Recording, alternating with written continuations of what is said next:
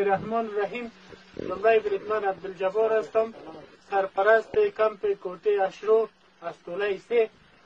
ما شب چهارشنبه ساعت 3:20 یک موتربم سر ما صورت گرفت. موتر مازدا بود. به فضل خدا تلفات جانی زیاد نداشتیم.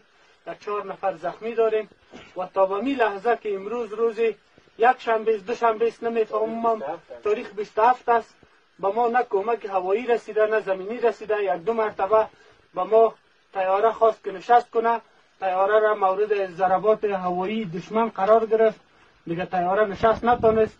قوای زمینی هم به ما نرسیده، هوایی هم نرسیده. تقاضای ما از رئیس صاحب جمهور است که به ما کمک کنه. ما فرزندای کشور هستیم، هیچ وقت مورال ما ضعیف نشده، در مقابل دشمن جنگیدیم و هرگز تسلیم نمیشیم. قطعا حالی هم ما ایستاده هستیم تا خون در جان ماست. ما وجب وطن دفاع میکنیم. ما را رئیس صاحب جمهور به صفت اولاد خود فکر کنه، به ما کمک خدایی کنه. ما تقاضا داریم از رئیس صاحب جمهور، از شورای امنیت، از وزیر صاحب دفاع ملی. 4 نفر زخمی داریم، در پشت سر خو هستند، کلگی از یا وضعیتشان خراب است.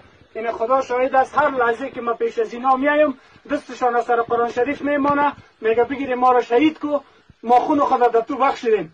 رئیس صاحب جمهور ای به ما دردناک است، اگر به تان دردناک باشه به ما کمک کو، به خاطر خدا، به خاطر رسول، به خاطر پیغمبر کمک کو. به ما او نداریم، نان نداریم، به ما کمک کو. مورال جنگی داریم، جنگ میکنیم، تا مقابل دشمن جنگ میکنیم و منتظر کمک ریاست جمهوری هستیم. و السلام علیکم و رحمت الله.